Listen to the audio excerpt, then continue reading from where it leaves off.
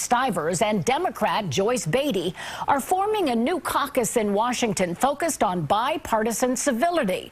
Congress members who join must get someone of the opposite party to join with them. I talked to them about what they're doing at Columbus Metropolitan Club and then sat down with them to talk about the reasons why. You two are starting what you hope will be a national trend towards civility. Why are you doing this? What's behind this? Well, obviously, we've seen a lot of incivil behavior. You know, for me, last summer when one of my best friends in Congress, Stivers, was shot because he happened to be a Republican and happened to be on the Republican baseball team, that was a moment that sort of galvanized how incivil we've become. Since then, I've had death threats. My family, not just me, my family has gotten death threats. Joyce has had threats. And we've seen a rise of incivility, not just in the halls of Congress, but in communities, in high schools, in businesses, in churches. And we decided that the Central Ohio model that we've had for a long time with Pat Tiberi and Joyce and I, where we know how to disagree without being disagreeable, needed to go national. We know we will not always agree, but you don't have to be disagreeable. I think from the shooting to Charlottesville 9, when you have people because of political party or because of legislation, my threats came because of legislation that I would sponsor. And then I think about our behavior, whether it's in the White House, whether it's members of Congress. For us, we don't want our children to see just outright bad behavior. We should be held to a higher standard. And when you have a caucus like our Civility Caucus, it doesn't mean we're trying to influence each other on changing who we are. It's just saying, and hopefully when you disagree, you can be civil about it. Doesn't mean that I don't get to tell my side of the story and give my facts and information. And I think people will join. As a matter of fact, Steve has been working very hard. I've been working hard. And we already have a little less than a dozen people in just a few days who have joined, and they've made a commitment. It's just not a caucus in name. And most people are saying just what you're asking us with everything so bad. So my answer is, why wouldn't we want to change it?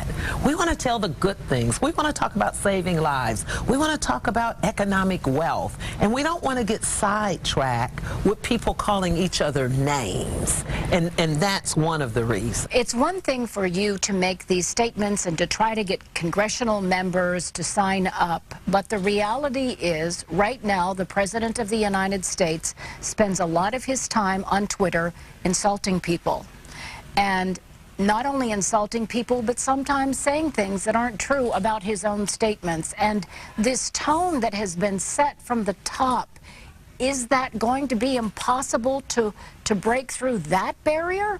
Maybe that's why we should do it, is to stop that, to see, you know, some people will be very surprised, and I think that's a good thing, that somebody will say, oh my God, she's a Democrat, he's a Republican, and they're saying they're going to work together.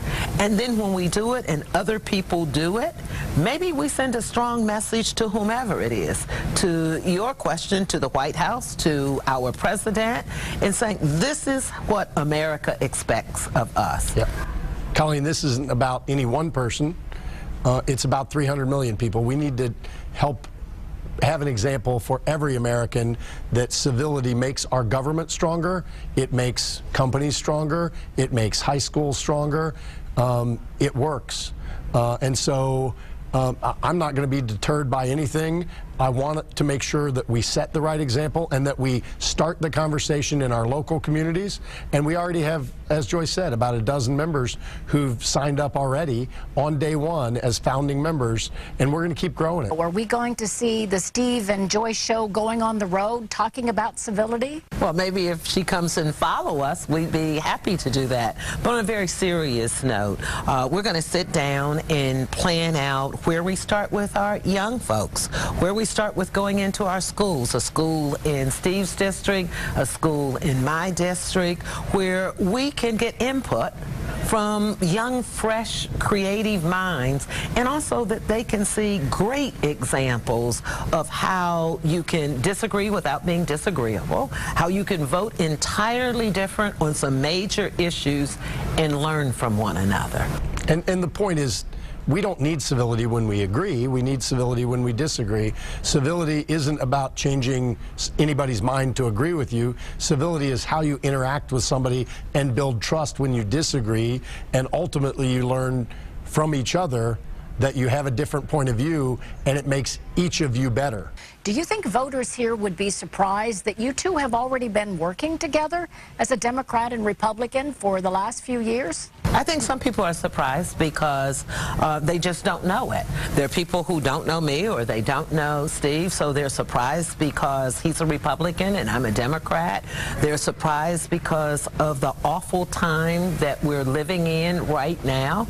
And I think for me, that's another reason for me to do it. I don't want my grandchildren to grow up in a world of hatred, because I think when you're not civil and you say mean-spirited things, it spills over to other things. Joyce and I have a great friendship.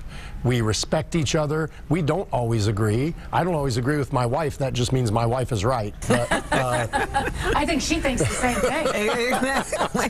But we learn from each other, and frankly, it's helped us solve problems that we wouldn't have otherwise been able to solve. Before I let you go, I want each of you to tell me what you hope people take away from this effort. I hope people take away that you can disagree without being disagreeable, that you don't have to respond in kind when somebody is mean. I hope people understand that we can learn from each other.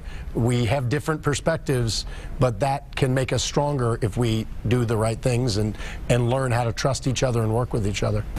I think I want people, our constituents, citizens, whether it's corporate America or the community, to know that people can be from different lifestyles, different cultures, different zip codes, and that they can still work together and be civil. Republican Mike DeWine and his one-time rival John Husted are now getting along as running mates. Up next, they join us to talk about the